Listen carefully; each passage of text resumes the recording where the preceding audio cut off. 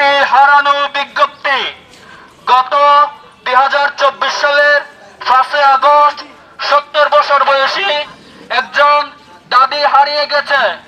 উক্ত দাদির নাম হচ্ছে হাসিনা আফা।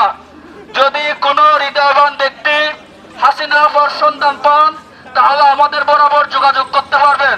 উক্ত ভাইয়ের জন্য বিশেষ আকর্ষণীয় পুরস্কারের ব্যবস্থা রয়েছে।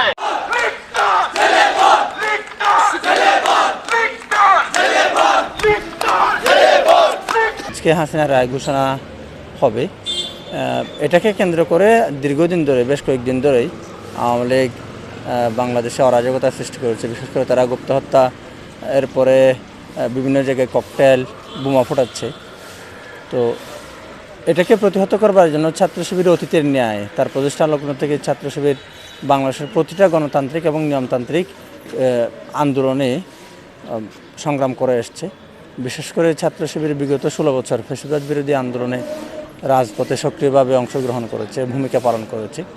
তো একটা গণ অভ্যুত্থানোত্তর বাংলাদেশ ইসলামী ছাত্র শিবির অন্যান্য নিয়মতান্ত্রিক, গণতান্ত্রিক এবং বাংলাদেশপন্থী রাজনৈতিক দল এবং ছাত্র সংগঠনগুলোর মতোই ছাত্র শিবিরও চায় গণ অভ্যুত্থানোত্তর বাংলাদেশটা স্থিতিশীল হোক, আইন শৃঙ্খলা ঠিক থাকুক, জনমানুষের নিরাপত্তা নিশ্চিত হোক।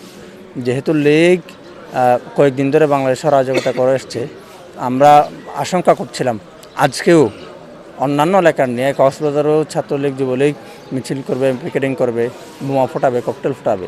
এই জন্য আমরা একেবারে ফজরের নামাজ পড়েই আমরা আমাদের অবস্থান কর্মসূচি পালন করছি। আমাদের দৃঢ় বিশ্বাস কক্সবাজার শহরে আওয়ামী লীগ ছাত্রলীগ আজকে কোনো কর্মসূচি পালন করতে পারবে না।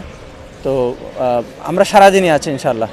আজকে পতিত ফেস্টিভাল যেন কোনো প্রকার অরাজকতা সৃষ্টি করতে না পারে, কক্সবাজারবাসীর জানমালের কোনো ক্ষতি করতে না পারে। এটা একটা পর্যটন শিল্প, পর্যটকরা যেন এখানে আতঙ্কগ্রস্ত না হয়। সর্বোপরি পর্যটন নগরের সার্বিক বিষয়টা পর্যালোচনা করে আমরা জনমানুষের নিরাপত্তা নিশ্চিত করবার জন্য, সহযোগিতা করবার জন্য আইনশৃঙ্খলা রক্ষাকারী বাহিনীকে, ইন্টারিম গভর্নমেন্টকে আমরা রাজপথে অবস্থান নিয়েছি। ইনশাআল্লাহ আমরা আছি।